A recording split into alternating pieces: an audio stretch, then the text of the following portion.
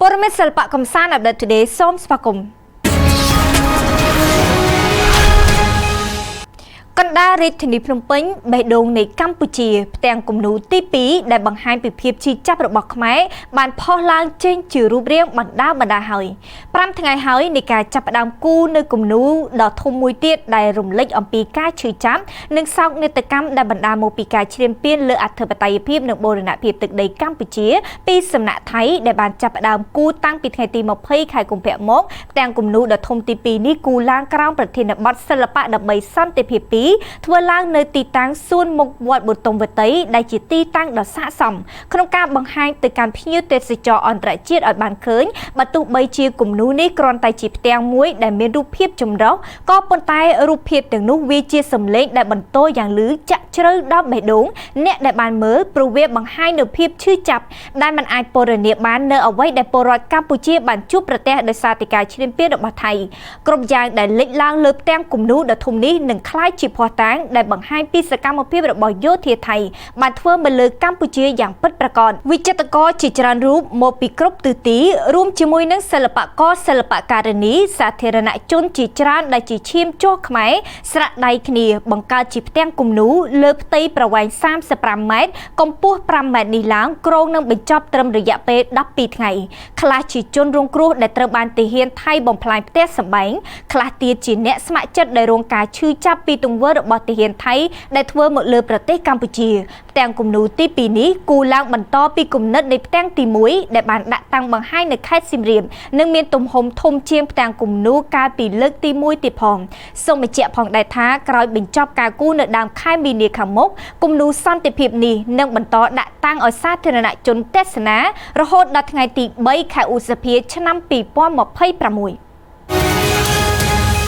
សូមឧស្សាហ៍ជូតសម្អាតទូរស័ព្ទ Smartphone របស់អ្នកអាចជាភ្នាក់ងារបង្ករោគដ៏គ្រោះថ្នាក់ដែលកខ្វក់ជាងចានបង្គន់ទៅទៀត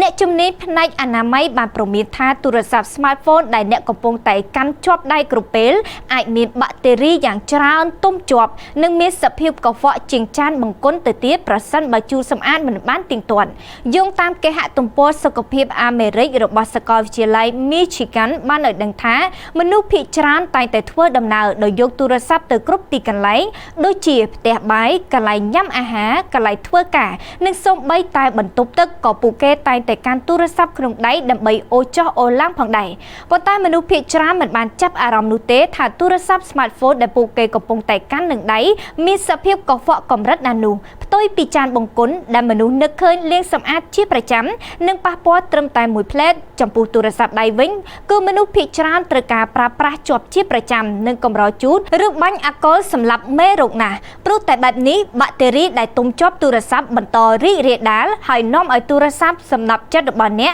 ពោពេញទៅដោយមេរោគការសិក្សាមួយនៅអាមេរិកបានបង្ហាញថាទូរស័ព្ទដៃអាចផ្ទុកបាក់តេរីច្រើនជាងចានបង្គន់ទៅទៀតនាំឲ្យឧបករណ៍ប្រើប្រាស់ដ៏ចាំបាច់នេះក្លាយជាភ្នាក់ងារចម្លងរោគលាក់មុខដ៏គ្រោះថ្នាក់ដែលអាចចម្លងមេរោគទៅដៃរបស់អ្នកគ្រប់ពេលចាប់កាន់ការធ្វើតេស្តមួយដែលធ្វើឡើងនៅសាលារៀនកន្លែងធ្វើការនិងកន្លែងថែទាំសុខភាពបានបង្ហាញថាទូរស័ព្ទដៃភាគច្រើនមានទុំជាប់នៅបាក់តេរីលើស្បែកនិងពពួកមេរោគដូចជា E. coli ជាដើមដែលជារឿយៗឆ្លងរាលដាលនៅពេលដែលអ្នកចុចទូរស័ព្ទនៅក្នុងបន្ទប់ទឹកការសិក្សានាពេលថ្មីនេះបានរកឃើញទៀតថាទូរស័ព្ទរបស់សិស្សវិទ្យាល័យទូទៅមានសែនបាក់តេរីជាង